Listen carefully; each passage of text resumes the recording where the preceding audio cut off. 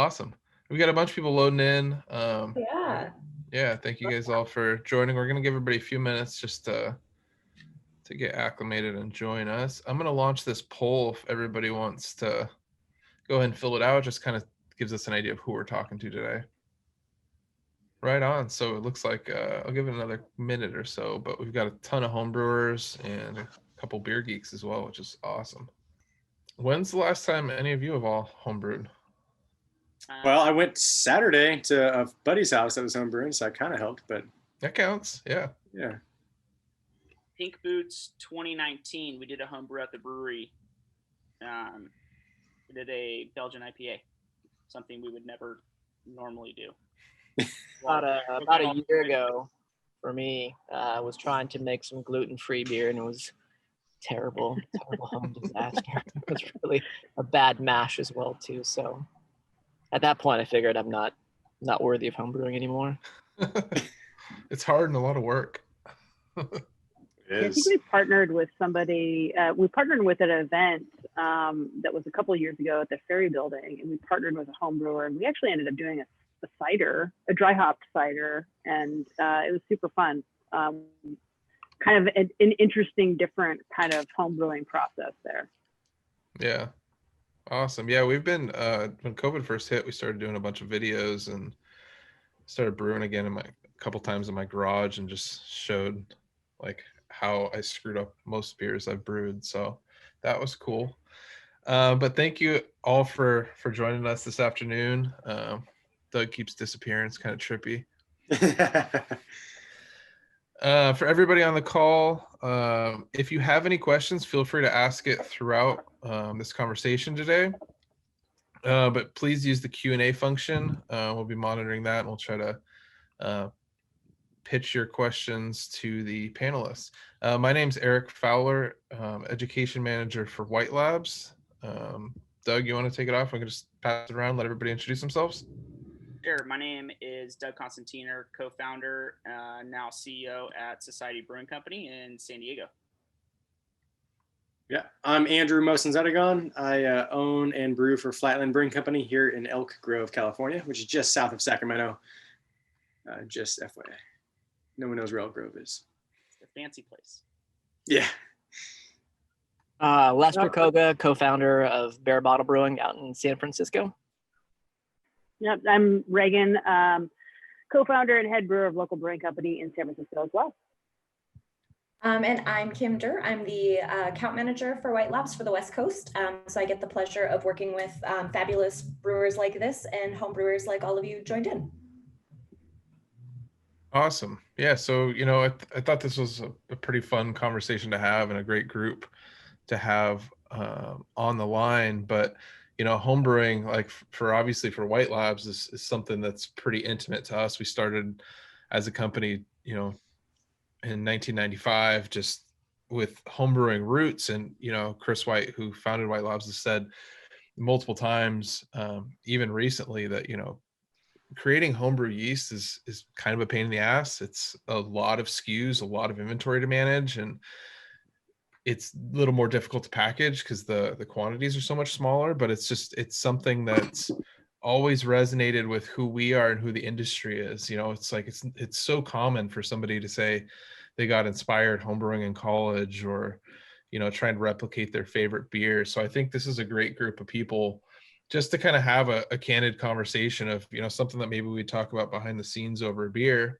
virtual beer today, but just sharing that inspiration, because it's not uncommon to kind of forget and become jaded, right? You get in your day-to-day, a job becomes a job at a certain point, but there are those moments where you talk to the right person or you experience the right beer. Having Sublimely Self-Righteous come out again this year was like, man, that was such a formative beer for me, and just really reinvigorated me a little bit, where it's like, man, this is what I was going for so long. And you kind of forget that sometimes, even with the beers that we produce. So I don't know if anybody wants to kind of take off a story of what a transformative beer was for you before getting into the industry, and if that affected any homebrew at all, right? Aside from that, with me, Carl Strauss Amber Lager was The first beer, I remember after Thanksgiving, my aunt came over, and I won't say how old I was, but left it in the fridge, and I popped it open and was just like, I never thought I liked beer. I was around it a lot. A lot of people were drinking Mickey's hand grenades. I'm like, this is gross. But I tried that and I was like, man, this is like toasted caramel. This is awesome. Like, this actually tastes good. And that beer for a long time as well was always a staple. And although a lot of my taste and preferences kind of outgrew it, anytime I drank it, you kind of go back to that same moment. What's your guys' beer? Rogue Chocolate Stout. Yeah. That was, and yeah, I mean, again, I won't say how old I was, but I always loved chocolate. Like, I was obsessed with it, and wasn't drinking, beer with a lot of flavor at the time. And I tasted that, and I was like, holy cow, beer can taste like chocolate. I know what I'm gonna do for a living. And I mean, I can rattle off every beer since then that have, like, it's that, like, oh my, I've never had something like that. And you like find new inspiration. It's, Stone IRS is up there. Great Divide, Yeti in the mid-aughts was there. Pliny, Alpine Nelson in like the late aughts. Sculpin when it was coming out of Homebrew Mart, stuff like that. It's just like, those are like for me, like I don't know the term, it's like it was like a religious experience almost. Like I left this world and it was awesome. Yeah, Rogue Chocolate Stout. Yeah. What's funny about Rogue is my first eye-opening beer was with Dead Guy Ale, and that was one that was like, wow, there's a huge amount of character. I didn't know what it was at the time, but just character to this beer. But even maybe before that, I mean, yeah, as a Dead Guy, I love it. I mean, the Polliners and Weihenstephaner Hefeweizen, I was drinking those when I was, maybe just before drinking age. I'm like, wow, this is really cool. Like, there's really expressive things going on here. Not, again, knowing anything about beer, but it was just cool drinking experiences. But then later on, I thought that for the hop side was Deschutes came out with a beer called Chasing Freshies. And it was an all Pilsner and a little bit of oat, lightly hazy, but huge hop forward character. And I'm like, wow, bitter, bright hop character, like really cool. Like, overall, I'm like, wow, this is exactly what I want to be doing. So that was kind of my kickoff beer, was that Deschutes Chasing Freshies, which probably like 08, 09 is when that came out, something like that. Yeah, I mean, I could just jump right onto that because my sort of, I say, gateway craft beer was Deschutes. I grew up in Oregon, Idaho, so it was Deschutes Blackvue Porter.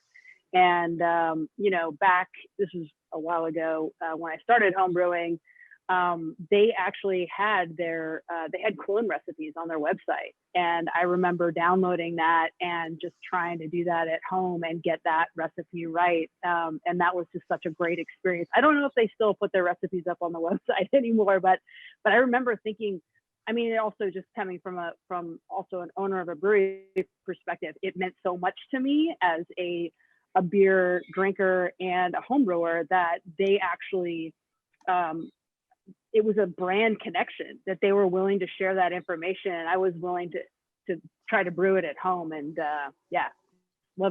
love that beer and love brewing it at home as well. Oh yeah, that's a good one, Reagan. Was like my home brewing go-to porter recipe as well, was like Blackvue Porter.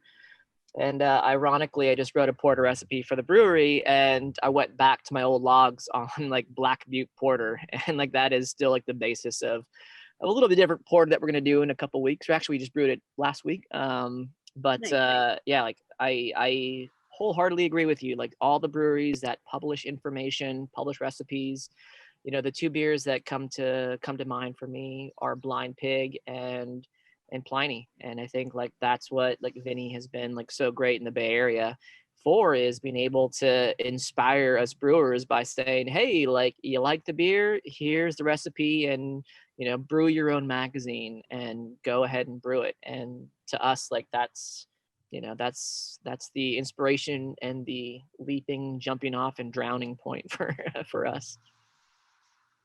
I'll go ahead and end this round, which I'm an East Coast girl, so my first beers were Harpoon IPA. Going from like college, just drinking like Keystone Light and Busch Light, and like a good day was Rolling Rock. Going from those kinds of beers, and then drinking an IPA that was, as you know, East Coast IPAs are a little more malt forward. Just like a malty, delicious beer like that. I didn't know you could have beer that didn't taste like warm pee. We didn't really drink cold beer in college. I don't know about you guys, but yeah, that. And then Magic Cat number 9, those were just like the staples for what you would find around town over in Massachusetts. So those were fun beers for me. Lester, you mentioned going back to your old homebrew log and digging out a recipe. What was one of those moments that you knew as a home brewer that this is something that you wanted to scale up and be a professional brewer? And how did you kind of go from deciding you were going to homebrew to open up a brewery? Yeah, so I remember the recipe that I always loved making was Bell's Two Hearted IPA, and on the West Coast, I felt like it wasn't like big enough to be an IPA, so I was like, it was like a Bell's Two Hearted Pale Ale clone is what I would always kind of do. And I kind of got into kind of the home brewing scene here in the Bay Area, kind of got into the whole like BJCP judging, so became a certified judge, and started entering competitions with the beers. And then like once myself and our founders like Mike and Ben started entering homebrew competitions and like doing like relatively well in them, we're like, oh, okay, so like we're not awful homebrewers, so like maybe we can like leave our day jobs and do this. So at least for us, like the whole like homebrew competition like scene and circuit was a really great way to, and everybody who's a home brewer who enters like knows this, like those are some of like the coolest people to hang around and get inspiration from, and do beers. And if you can like hold your own with the good home brewers of the world, then the pro brewing rank is a lot easier. I think I honestly believe, and we've always told people this, like I think some of the best beer being made in America be made by homebrewers, and that's always been the inspiration for us. And we always like encourage homebrewers to submit recipes to us or to brew with us, because we always get reinvigorated and come up with new ideas based on what homebrewers are doing. Yeah, that's spot on, and it's not at all surprising too, because like economy of scale is like such a challenge, right?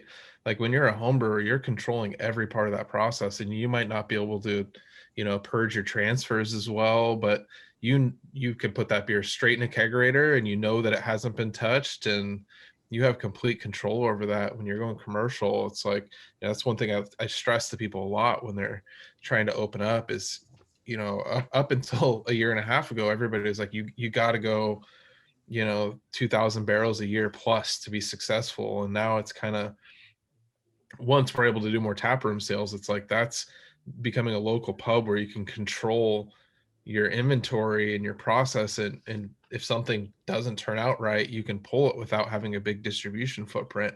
And I think that's a big reason that homebrewing a lot of times has the potential of tasting better. I mean, you don't worry about cost for ingredients. You can, if something's not great, you don't feel that bad dumping it and you just brew something else. But when you're commercial brewing, those decisions are really difficult. And you're also the brewmaster. You're not only take it one step further, when you're the home brewer, you're the brewmaster. You're designing the ingredients, you're making the recipe, you're sourcing your ingredients, you're doing the whole thing, even if you have some friends. But then then you cellar it, package it, whether you're bottling or putting it in a keg. You go one step further, you're also the server, you're also the bartender, you're the face of that little home brewery of yours. So it's like so nice, and you become a professional brewer. And now it's like, I think commercial brewing is a much better term than pro brewing, because Erik used that word. It's you lose a lot of freedom, a lot of creative freedom, and it's not about your taste anymore, right? So when you're homebrewing, it's exactly about the beer you want to create. It doesn't matter if it sells. It's exactly what you want to drink.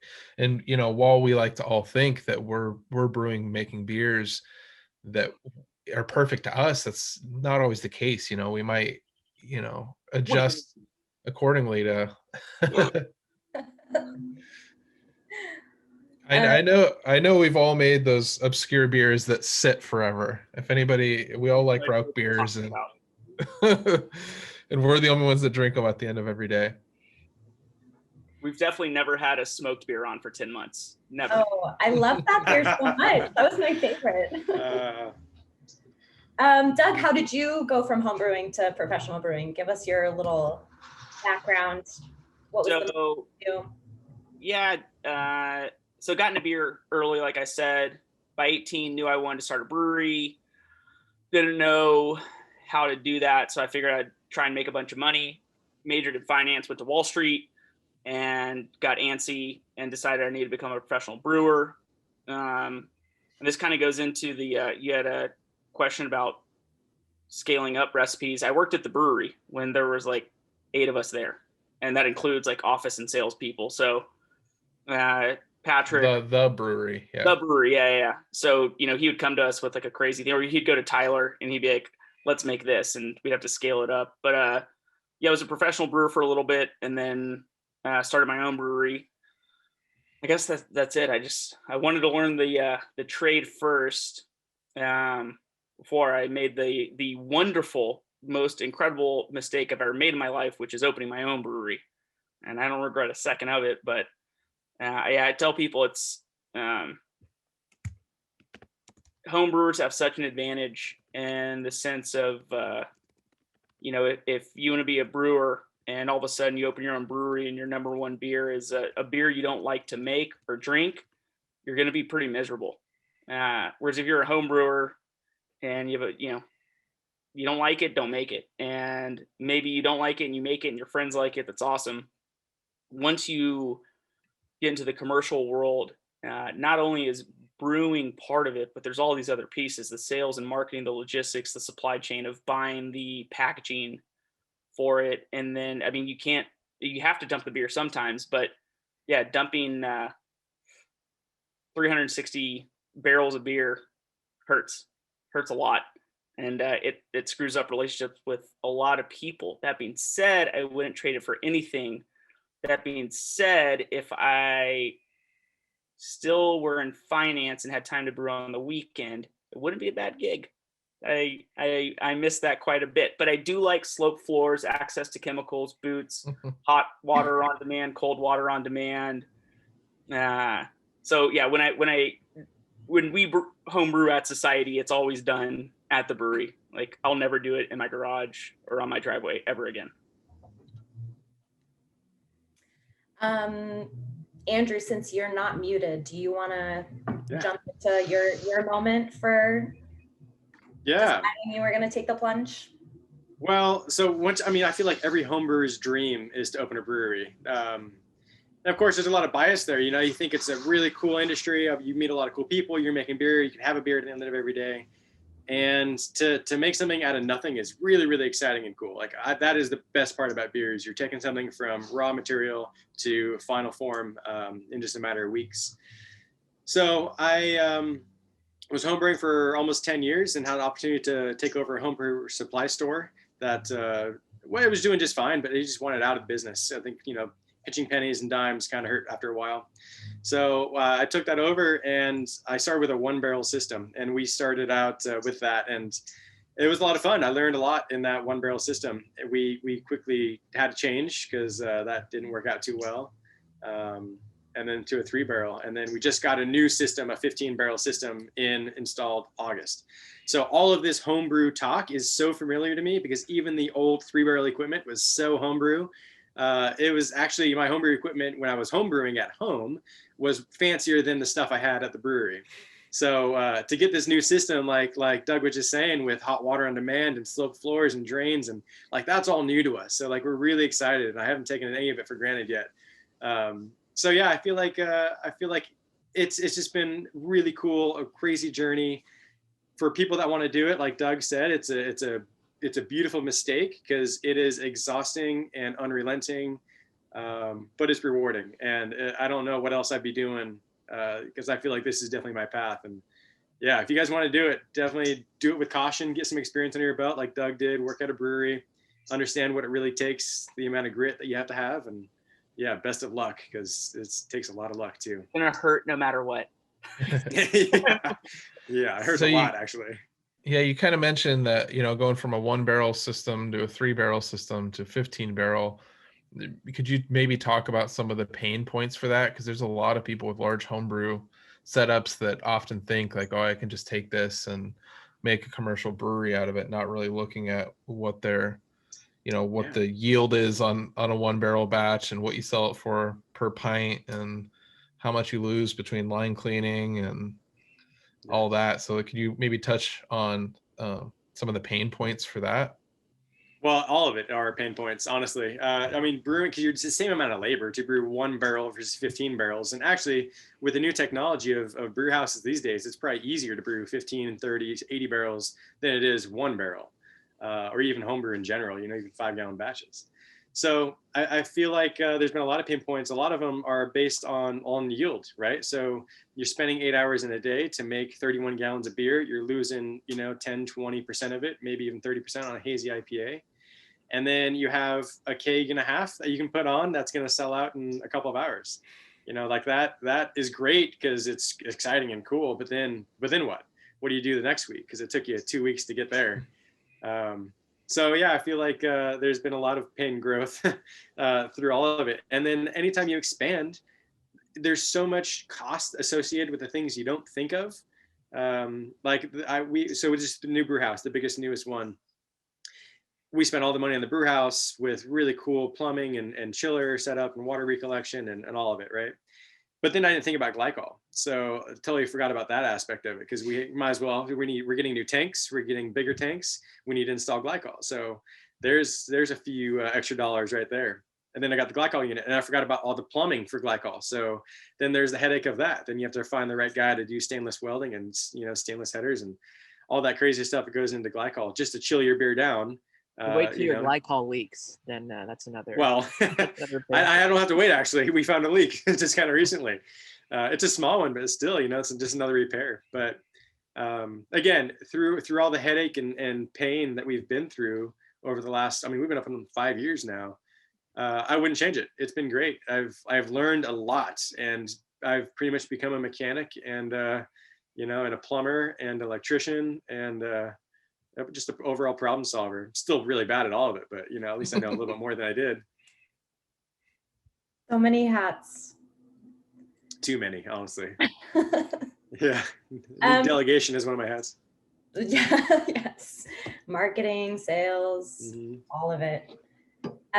Reagan, how about you? Starting from your homebrew days to where you are now, what was your moment? In short, I'm originally from Oregon, but in northern Idaho, but I moved to San Francisco about 25 years ago. And my academic background's in physics and oceanography. Somebody, and one of the questions said, did any of you leave other successful careers to become commercial brewers? I think we probably all can identify with that on some level, but yeah, it was definitely one of those moments. I was a home brewer for 18 years, loved brewing, and just being in San Francisco at the time when I wanted to start thinking about taking my home brew and turning it into a commercial brewery. I had started brewing, kind of like doing shadow brews and then guest brewing at a couple of brew pubs and places around town, just to try to figure out whether or not I wanted to leave my very comfortable day job to do the home brewing thing, or to take my home brewing to a commercial level. And it was a process for sure. But in the end, there wasn't, at the time, maybe 10, 12 years ago, there was only, I don't know, maybe a dozen breweries in San Francisco, and most of them were either brew pubs or production breweries. There was nothing really in between. And coming from Oregon, I had a lot of experience with places that were kind of like that in between, where it was like a brewery, but a beer bar, tap room, community kind of vibe. And so at the time, that didn't really exist maybe a dozen years ago, or it was very rare. But, fast forward to, maybe 5 years ago, 6 years ago, it turns out I wasn't the only one who noticed that market gap, and there ended up being an explosion of that type of business model, and which is great, because I think, you know, a lot of people sort of look at San Francisco as, you know, one of the sort of staples of beer communities because Anchor's here and all that sort of stuff. But it was a little bit of a different beer vibe from my experience. It seemed like there was a lot of like, there was brew pubs and production breweries, but there wasn't a lot of like immediate engagement between customers and breweries, like that sort of like, you know, customer experience. And that's something that I feel like has been really great in the last 5 to 6 years. There's been at least like a dozen or so of the model that we ended up opening up here at Local, which is kind of small format brewery. When I say small, I mean, we're a 10-barrel brewery. And we are not a brew pub. We basically are type 23. We manufacture beer, we do distribution, but we are predominantly kind of like, which has been really notable in the COVID moment that we're all in. A lot of our revenue was really driven by that customer sort of interaction, which is now sort of changed. I had originally thought sort of the production model of like brewing as much beer as you can and distributing as far and wide as you can. I thought that model was dying, but it turns out that's the model that's doing really well right now. So, you know, in the end, you get behind what your heart and your passion is, and that's where we are now. And I would say definitely there's a lot of work and you know, grit that goes into it. But it's like, I love what I can't even, I mean, it's not that I can't believe it, but we're in COVID era where we're all working so hard and hustling harder than we all probably ever have. But I still love what I do. I still love making beers that I see people enjoy. So that's awesome. I could talk on everything you said for another couple hours too. But awesome. There's been a couple technical questions that have come in, so I want to make sure we can kind of hit some of those talking points too.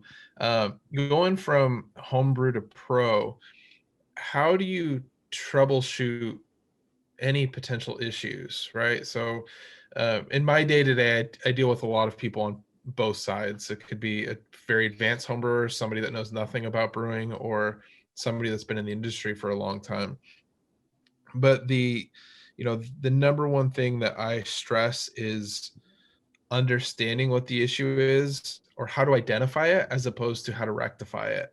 Because when somebody calls me and says that their beer smells like, you know, garbage and sewer, and they don't really know how to describe it, and it's, you know, overly phenolic or bitter in a weird way, it's like, it's very hard to discern what the issue is without being able to try it. So I'm going to open it up to everybody. Well, I guess I give my answer, but you know, I think when it comes to troubleshooting beer, what a lot of homebrewers learn, as mentioned, like BJCP certified training or becoming a certified Cicerone, helps you identify potential problems and how to describe them, as opposed to how to immediately go into the cellar and fix the issue. Because you can easily look up potential remedies, but if you can't distinguish what the problem is to begin with, or the right vocabulary and how to describe and identify it, it becomes very difficult. So what is everybody's on this call kind of take on from those early batches of homebrew to how you identify potential issues now, and have those issues changed with scale? I'll go. I know with homebrewing, I was very reactive with things. I'd brew a batch, and then when it was kegged or bottled, and you know, basically at a drinkable standpoint, I'd say, okay, what's wrong with it? Give it to some other BJCP people. Here's what's wrong. Okay, here's what I'll change next time. And with pro brewing, commercial brewing, excuse me, what I've learned and what we do now is the more time we have to correct an issue, the better we're going to be. So that starts at selecting ingredients. That's like number one, and that's down to our water too. It's our grain analysis. Yeast. Yeast is pretty important in that also. But yeah, it's everything. Water. It's the 4 ingredients, and if so say we can get pretty close to making a good batch every single time by not caring about that, and then we get to brewing and we're 80% of the way there, and then we get to fermentation 80% of the way there. Like we can't afford to dump batches just from a business standpoint. So the farther ahead we can get in front of it, which is, it is sourcing high quality yeast, water, grain, hops, especially from a consistency standpoint. And then the brewing process, how are we hitting our numbers? Are we tracking everything? How can we track it? And then really that's when the lab stuff starts to come into play. So the second it's in the fermenter, anything that we measure, we do as much as possible for our level, because like you said, once it's in the bright tank and it tastes bad, it's too late. Now that's going down the drain. And with homebrew, it was easy to do that because you're like, oh, whatever, I screwed up a batch, I still had fun on Saturday, and you brew it again. So I think that's the biggest thing, is the farther ahead you can get from it, the more able you are to make an adjustment. Your gravity comes in high because maybe you don't have the spec sheet on the malt as a home brewer. All right, well, how can you adjust now to make sure that during fermentation it's okay? All right, well, I've had these hops in my freezer for 2 years. All right, I'm trying to brew a gold medal IPA. Are those the best hops you're using? All right, did you make a starter? How's the viability of your yeast? All these different things, like everything is like a extremely proactive now as opposed to reactive, for us at least. And being on the business side, commercial side versus homebrewing side. I think the number one thing is, getting outside your ego a little bit and asking people, like no one wants to give bad beer to people, but you've got a lot of people around you as homebrewers that are really good homebrewers, good judges, could give you insight into what's wrong. And it's kind of sharing that and saying, hey, like, I think I did something wrong here. What's your thought, and just get some more minds on it. And the same thing goes on the pro side or commercial side or pro. I forgot which one we're on. But just like sharing it with people, whether it's in the brewery, outside the brewery, people in the industry, who you really respect and know has a good maybe technical background or good kind of taste palette, and be like, hey, like I think something's wrong here. Like, what do you think we can do? I think is the number one thing. Like you just have to be able to, get past your own shame. I mean, you've already admitted to yourself that it's not too good, but the best thing you can do is have other, smart minds help you figure out what it could possibly be. Yeah, and I think touching on what both these guys said is note taking. If you take a lot of really good, thorough notes, then you know why it happened, or at least where it could have happened, and you might be able to avoid it next time. Around the brewery, we have a saying of post-fermentation manipulation. So say you didn't hit on target, but fermentation was still really clean and made a nice beer. What else can you do with it? It may not be to spec of what you were shooting for, or maybe not that beer, but it can turn out to be something really cool and something different. Add some citrus zest and some salt to it. Get weird. There's the whole homebrew thing is like throw it in a barrel, add Brett. Don't do that. I don't think that's a great method. But like maybe there's other methods. Dry hop it differently than what you planned on, or just make a different beer out of it. I think it all comes down to sensory. You got to be able to, like what Erik was saying, got to be able to taste these things and pick out the characters that may be off. And it may not be an off flavor necessarily, but it's off the spec. And so how can you either bring it back in, or just change it entirely if you need to. But having that vocabulary and that understanding of what you're tasting is very important. So take the cicerone classes if you're just starting out, and there's some higher education that you can take. White Labs does some pretty cool stuff, webinars nowadays that you guys could provide, and hop on there and kind of see what yeast provide in different ester profiles. And maybe it's not an off flavor necessarily, but maybe more ester than you expected. And find out why. Yeah, I'll just pop in real quick. I mean, you all have kind of hit on the main items that you would focus on in order to troubleshoot your beer. But the one thing I would just add on to is just tasting it frequently.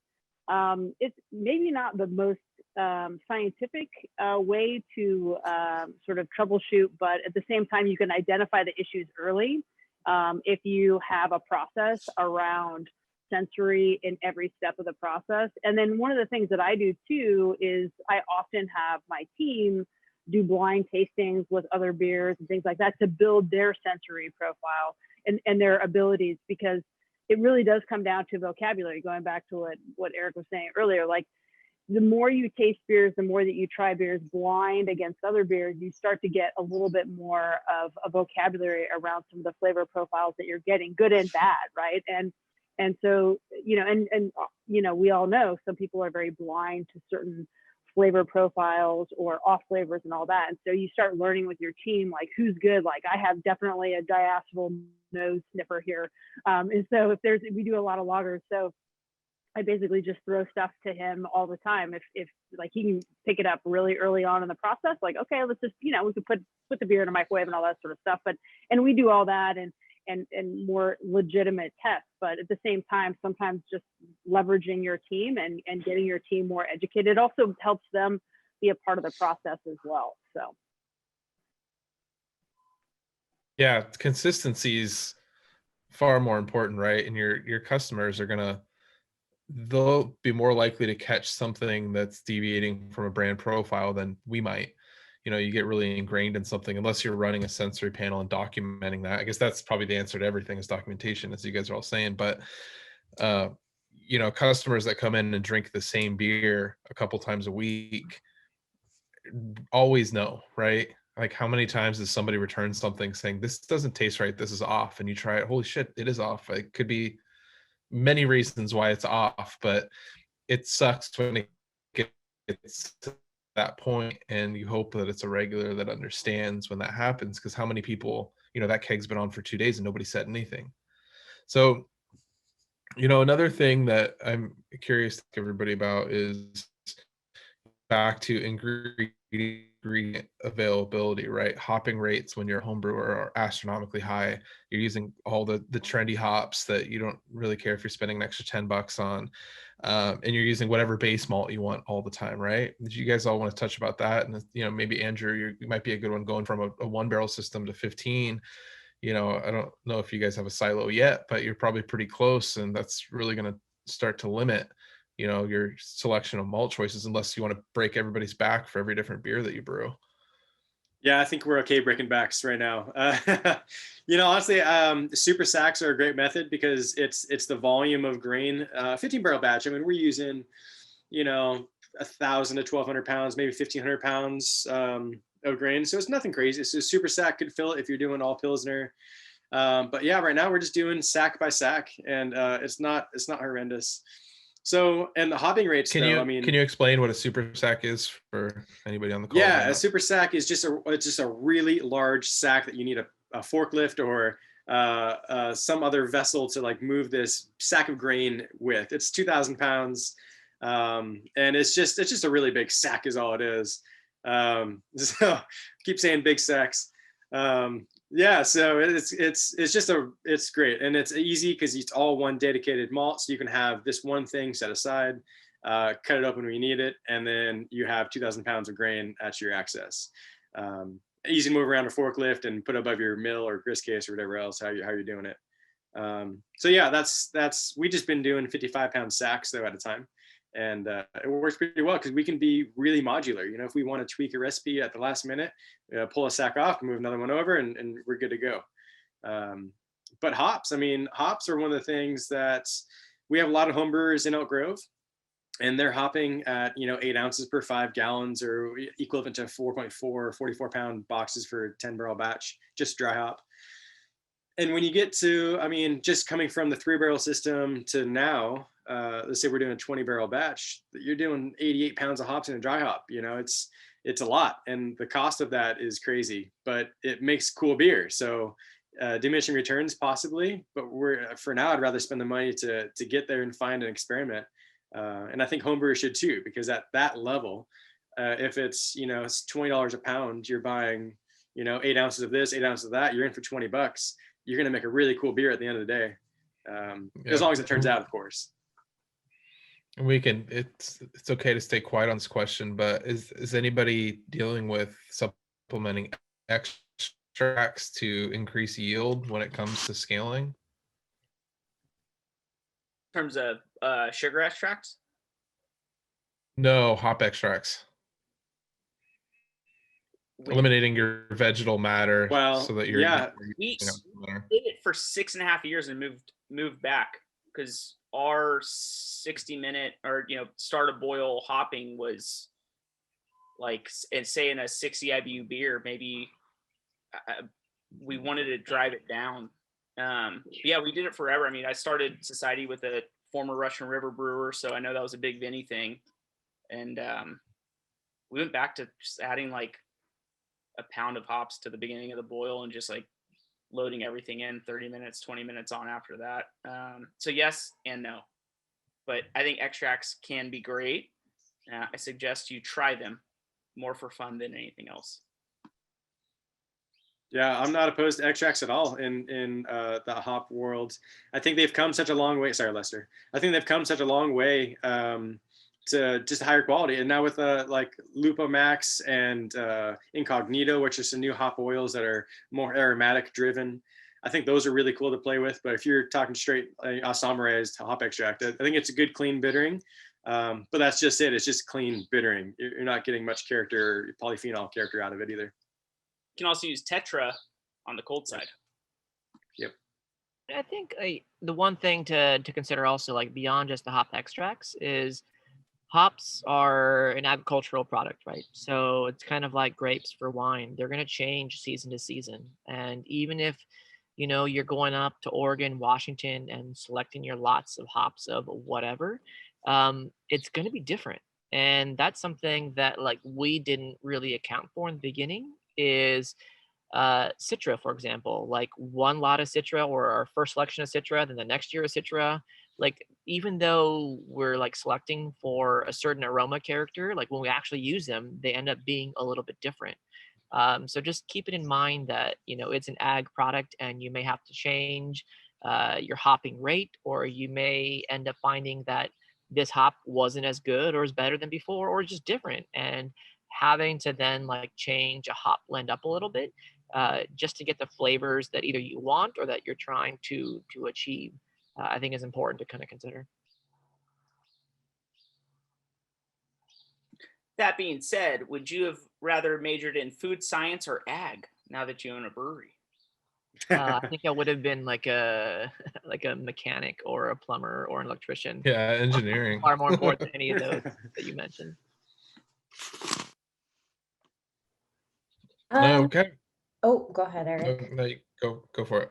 Well, I wanted to kind of go back to, we started talking about like styles you used to brew when you were home brewing, and now how you kind of have to brew more of like what your consumer wants. Like if you had to say what beer style or I have two questions. I don't know if this is too complicated, but one, were there any recipes that you were home brewing that are now still recipes that you're serving in your brewery? And two, were there any specific styles that you used to brew that you wish you could brew, but you can't brew them that much anymore because the consumer doesn't really want them?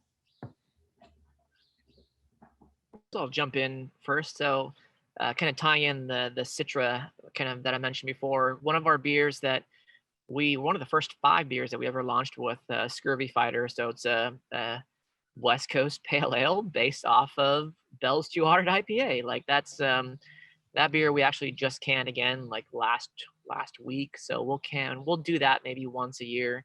And to me, it's fun that, even though it's an old homebrew recipe, like it still evolves. And one of the parts of the evolution is I feel like Citra has gotten a lot more bland the last couple of years. And, whereas Citra used to be like the greatest thing since sliced bread, like the last couple of years, again, like even though we're going up and spending the time and the money to select these hops, it doesn't taste as good as I remember it. So we find that we have to make some additions to make Citra taste like Citra again. And for me, like that's adding a little bit of Amarillo, if you can find some good Amarillo. And that kind of pumps up like the orangey kind of character of it. So that's kind of one beer that we kind of launched with, and that was a homebrew beer that we kind of do now. A beer that I wish we could make that we don't really do as a homebrewer was I used to make like really low alcohol like porters, like 4.5% porters, as a homebrewer a lot. And I mean you couldn't give that beer away, so we don't make it. Yeah, I'll jump in and say yes, definitely. Here at Local, we have several beers that I used to brew as a home brewer. One is this SF lager, and it was so it's basically one of our flagship lagers, and we use the SF lager yeast strain from y'all actually, and I use it as a home brewer, but as a commercial brewer, I'm able to ferment it at much colder temperatures. So I wasn't able to do that as a home brewer. So we fermented at maybe like 51, 52 degrees. So it's real clean. And I mean, some people will definitely, I was just over at Almanac the other day, Phil, the brewmaster over there is a good friend of mine. And he was like, I still get a little bit of that kind of like steam vibe out of it. And I guess that's okay. I mean, the idea is that that whole yeast strain kind of like got spun up from the anchor strain. But it's a beer that we have on that I really just brewed a ton of as a home brewer, but probably at a higher temperature in my garage here. But one of the beers that we have, a couple of others that we still have, like I think our Sutro Tower Stout on Nitro is my homebrew recipe that won a couple of awards. It's like an American style stout. And then, but if there's one beer that we've been open here like it'll be 5.5, 6 years. And I've always wanted to brew it, but I haven't brewed it. So I won several awards as a home brewer for my ESB, but I'm terrified to brew it and put it on tap because I feel like it'll be on forever. So, yeah, it definitely will. It sucks though. So yeah, that's the one I'd love to put on, but it just hasn't happened. Yeah, we've got a couple more minutes here. Could everybody kind of touch on like the yeast handling and management side? It's obviously something that Kim and I deal with quite a bit, and you guys a little more literally, but it's one of the reasons that makes it difficult for me to sleep at night sometimes is people's yeast handling practices. When you're home brewing, it's making a starter, or the stability of a beer isn't quite as much of an issue as it is when you're brewing 60 plus barrels of something and it's going to sit on a warm shelf for 6 months against your will. How has that changed, and how was acquiring that skill set and knowledge? Because it seems to be a big hurdle, and everybody really focuses on hot side, and when they come to open a brewery they don't realize how much effort really needs to go into cellar work and managing your yeast strain for multiple generations. Yeah, I'll go with that. I think I talked about the sloped floors and access to hot water and all this cool things we could have if you homebrew at a commercial brewery, but I think more than anything else is yeast management. I mean, getting to know your yeast more than anything else, that is the ultimate art, I think, at a brewery, and I think is why you see a lot of breweries that have been around for a long time, or at least successful breweries, succeed commercially, because knowing down to the hour when to harvest your yeast, it could be that important. It is, and every yeast is different. If you get Cal Ale from White Labs versus another supplier, and you could say that about any strain, it's going to be different. If you bank your own strain, it could be different. Whoever props it up. I mean, it is the scariest, most important thing that we deal with, and it's something that it's probably the biggest team effort. I mean, if we have brewers and cellarmen and packaging people, and we have everybody else, we have a lab, and we have everyone in the company doing sensory.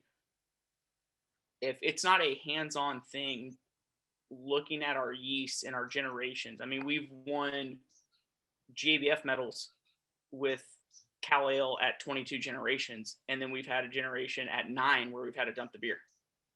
So it is so crazy, and so it just has to become part of your DNA. Whereas with home brewing, it was awesome. You could buy a vial. Well, I guess now it's the pure pitches. Like you buy a vial, I just pull off the bottom of the tanks if I need anything. When I was home brewing, it was vials. I think I still have like a box one in my garage. I need to turn them in for like swag or something. But you can pitch a couple vials, make an epic starter, and have a good beer. And it's, I'd be willing to spend a little more on yeast to make sure it's a good beer and I wasn't really worried about repitching. But when you're buying $1,000 worth of yeast and you're trying to stretch it out 12, 15, 20 generations and keeping it consistent and tying it into the lab, and I think that's the biggest thing, that the only way to do it is to learn it, or I should say learn it, but do it by, trial and error and figure out what's going on. And if you make any changes in anything, I mean, the way you dry hop, mash temps, it's just so crazy, but it's also really fun. And it's nice to have a really nice supplier close to us so we can go pick up yeast whenever we need, and we don't take our yeast to 22 generations anymore. Well, I think technology too. I mean, yeast harvesting on a commercial level is so much easier, right? With conical vessels, you can dump the stuff you don't want. You can kind of look for the stuff you do want. Yeast brinks go a long way if you're not pitching tank to tank.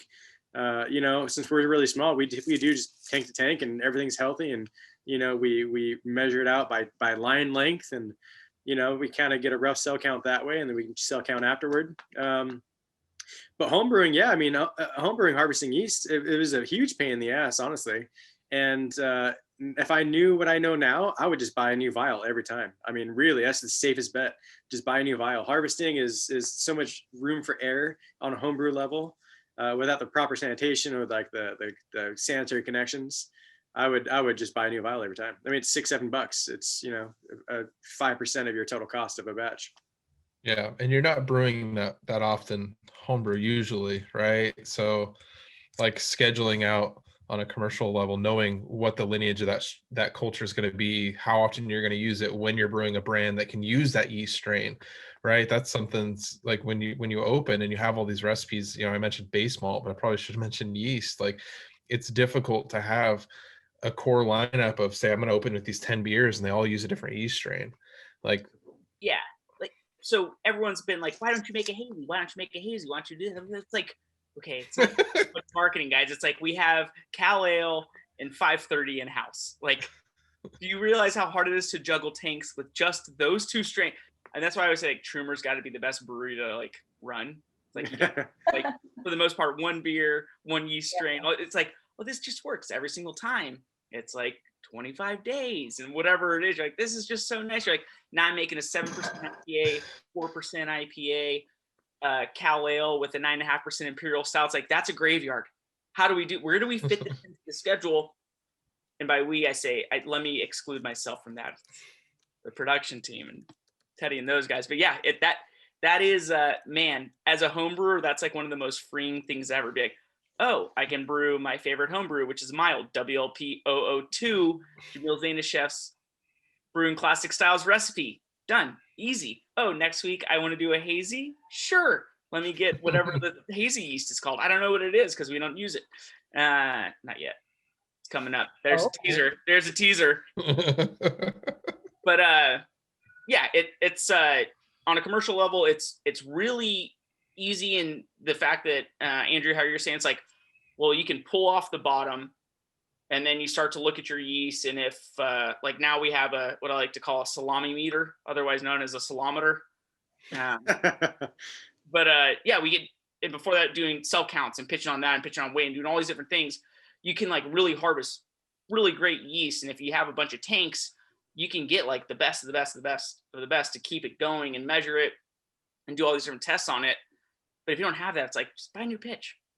It's just so much easier, so much safer, especially on the homebrew level. You're like $7 for a pitch. Get 2 of them. Make a starter. According to the Doug's spending everybody's money. It's a little bit higher now. Sorry. Yeah, $9 is going right for yeast these days. Still though, if you, at the end of the day, it's saving a batch of beer. There's no risk involved. It's high quality yeast. I mean, just it's worth the $9, even $18 for a double pitch. Honestly, in my mind. Or a lager. Make a starter. That's my thing. Make a starter. I think fermentation temperature, controlling the fermentation temperature is as important too. You can spend all the money you want on healthy yeast if you're not fermenting in a controlled environment and treating that yeast with the utmost respect. That was so nice. I love yeast. What about, just tank geometry again, like how the yeast is, Reagan, you got some nice tall skinny tanks behind you, like going from a 5-gallon bucket into, or say you have a 10-barrel tank and move up to a 60 or a 120. right? The kinetics of that fermentation are going to change completely, which goes back to documentation, knowing what it should be and being able to adapt that so you can create consistency. Yeah, I mean, these are relatively speaking smaller batches compared to what Doug's talking about. So, you know, I actually kind of just go the same that route. Like, if I have any concerns whatsoever, I'm just going to buy another pitch. Like, I can't. I mean, like, we're all on different levels of scale here, but for me, because we're such a small brewery, I mean, relatively speaking, and we base a lot of our sales on the direct to consumer sales. So even if I have to dump a 10-barrel batch, that matters. So I'd rather just spend another couple $100 and get a fresh pitch than risk it. So Reagan, also say my I don't want to say my favorite. One of my tier 1 favorite brewers of all time is Jeff Bagby. He was my first boss in the industry. I think he's probably one of the best brewers of all time. You know how he pitches yeast? He dumps off the bottom and he goes like this. All right, it's good. Let's start harvesting. Harvest into, I don't know if he does it into a bucket. I know Vinny did it into a bucket back in the day with saran wrap over the top. So if you get, that's all I'm saying, like, by just doing it in a commercial setting, you get kind of used to that and knowing what's going to work. So you don't need a salometer. You don't need to be doing cell counting. Andrew, cone to cone at the brewery, we would do, I don't remember the formula, but it was PSI plus seconds is how we knew how much yeast to pitch into a beer based off its original gravity. So that's the fun part about brewing. And that's like, oh my God, this is like the art part of it, is like not using all these instruments. And also, Reagan, you mentioned something about sensory. It's Matt Brindleton, who has like the coolest lab of all time, was like, doesn't matter how much equipment you have, nothing is better than the human palate. And having yeah, that at the end of the day, if it passes all your own tests, I don't care what the GC says or anything like that. It's like, does it pass? Sure. Yeah, it's a pretty good way of ending it. And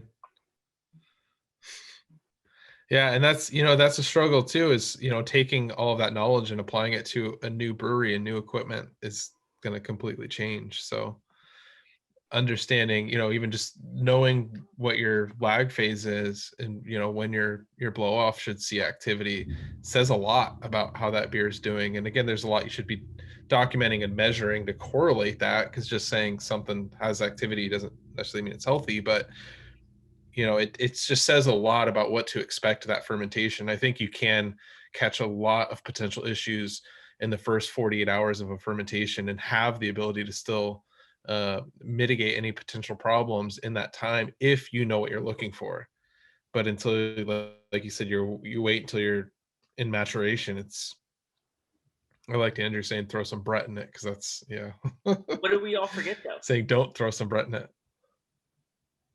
Don't worry, have a home.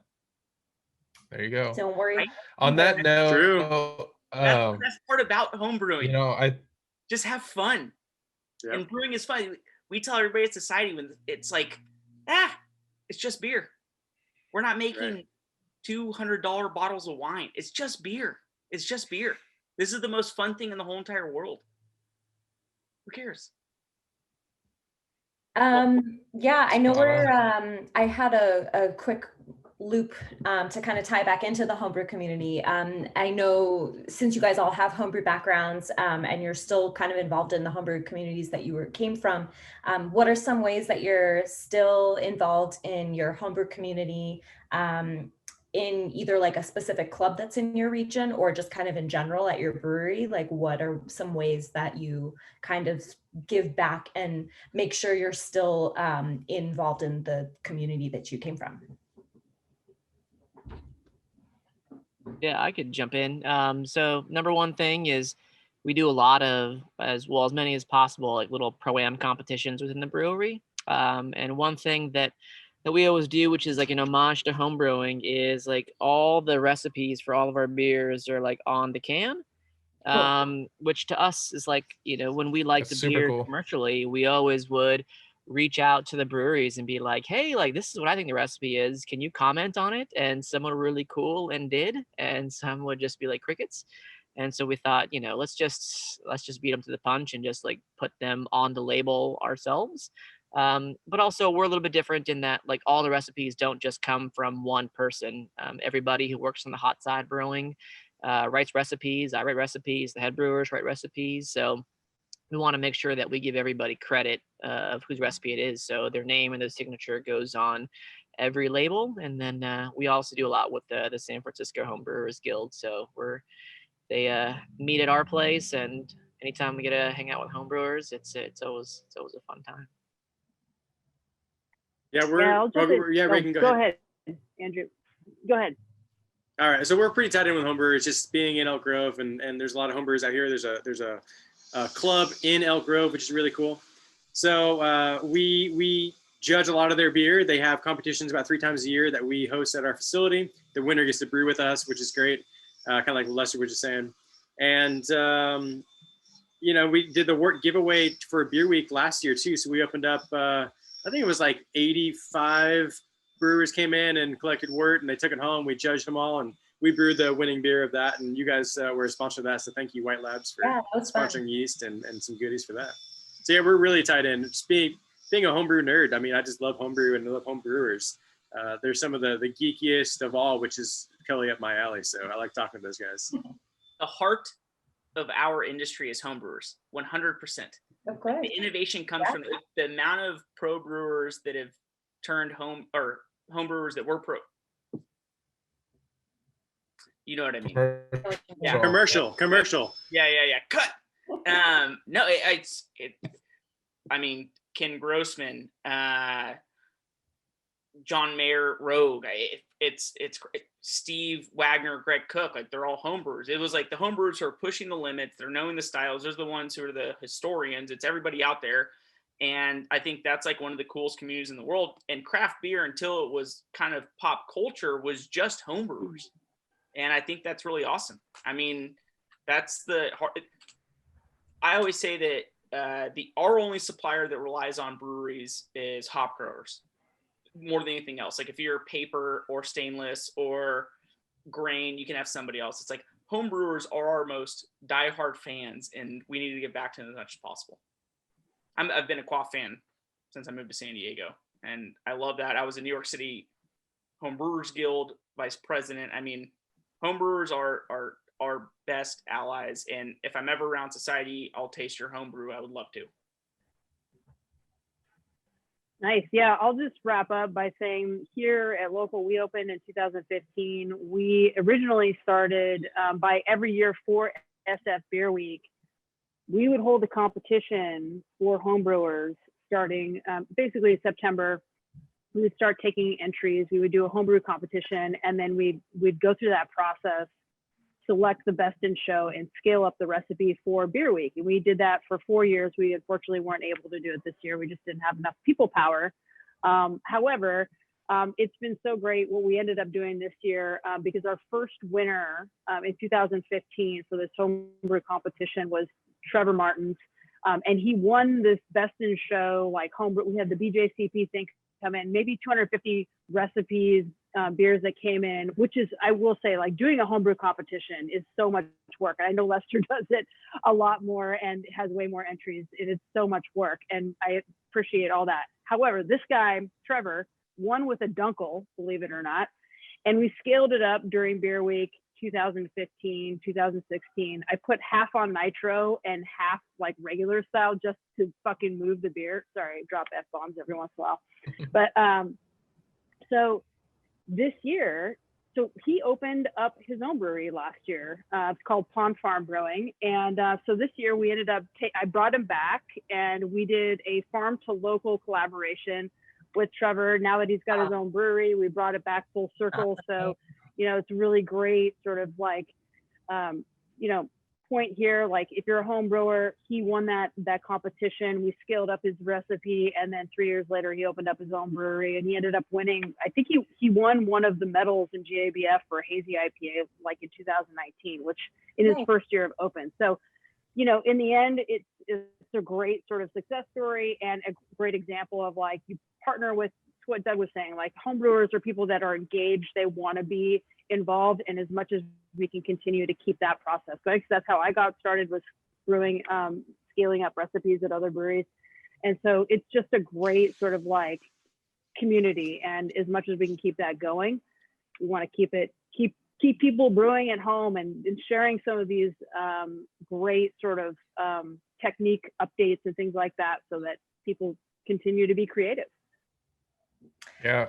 And this is kind of what the whole California Craft Beer Week is all about, is just like the community and how we all are part of this like umbrella of a specific niche of people who care about drinking good beer and making good beer and having good ingredients and producing good quality.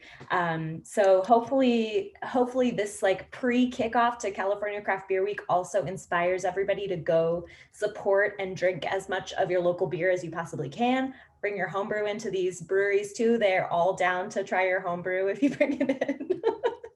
But yeah, that's just kind of like the industry that we are all a part of. It's this community of fueling each other's creativity and making these new recipes and kind of like pushing the limits to like what's next, what's the next style, or kind of even going back to like what was like, I feel like lagers are getting more popular again. Like I'm a lager drinker, so I'm down with that.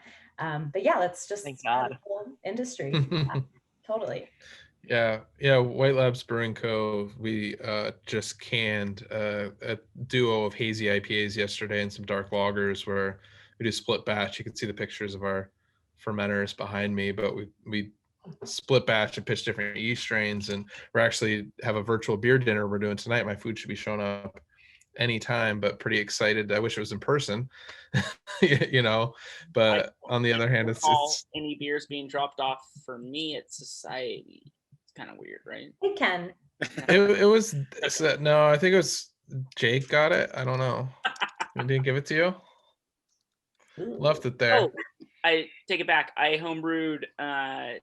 Cider counts, right? Yeah. I made cider over Made Thanksgiving. it at home. Yeah. Let's even say baking counts, really. Kombucha, sure. I need more kombucha than beer. I will say that. Kim, remember it was when you, Katie, and Chris were by, and I was like, "Wait, where's my Kveikist?" Because I was going to use it for that. Bring it to you? What's that? Was I supposed to bring you Kveikist?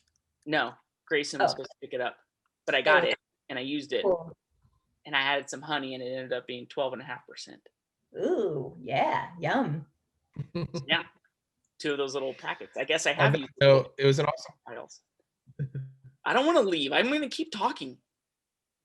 I would like to say one more thing about California Craft Beer Week, just to push it out there. Poor Lester is sitting in his car on the side of the road, and everybody's. Poor Lester. I still have to cross the Bay Bridge to get back to the city. So you still have the coolest. Half the comments in the chat are about what kind of car is Lester in, where Lester driving a car. You okay? Raise your hand if you need help. We'll send it. One last thing just to mention. Shaggin' Wagon, where is he? The California Craft Brewers Guilds of all of California came together to do a fundraiser, a virtual Battle of the Guilds. If anybody has seen it or wants to go online, there's still time to donate. White Labs this week was doing a match up to $700 for wherever that $700 went in each guild, we would match it. So you donate $5, you're actually donating $10. I don't need to do more math than that, but if you have a chance, the homebrewers are such a big part of the beer community, as we're saying. So go on, donate money to your guild. You can win money too if you do the Zen and the Art of Beer challenge. And up to the end of today, we'll be matching your donations. So please go help us help our beer industry, help us help you, all the things, spread the love around. That's my last plug. And Erik. Awesome. Kim and I do a lot of this kind of stuff together, and she always remembers the purpose of why we're doing it, which is great because I just like talk for an hour and have a good time. Yeah, it's a good time, but we're all here to help each other too. So I thought we were just having a reminiscing about homebrewing and why it's great. Together. Yeah. So, but thank you all for joining, and thank you guys for taking time on a Friday afternoon, evening to do this. Hopefully we cross paths very soon. But if not, let's virtually share a beer. And if anybody has questions, like I said, this is going to be posted to YouTube probably next week. And you can feel free to contact everybody and drink local. Drink local. Thank you guys so much for participating, and thanks everybody for joining. It was so good to see you all. Hopefully we can hang out again in real life soon. Yeah, thanks for having us. It was Yeah. great. Totally. See you guys. Thanks, guys. Y'all. Cheers, everybody. Cheers. Bye.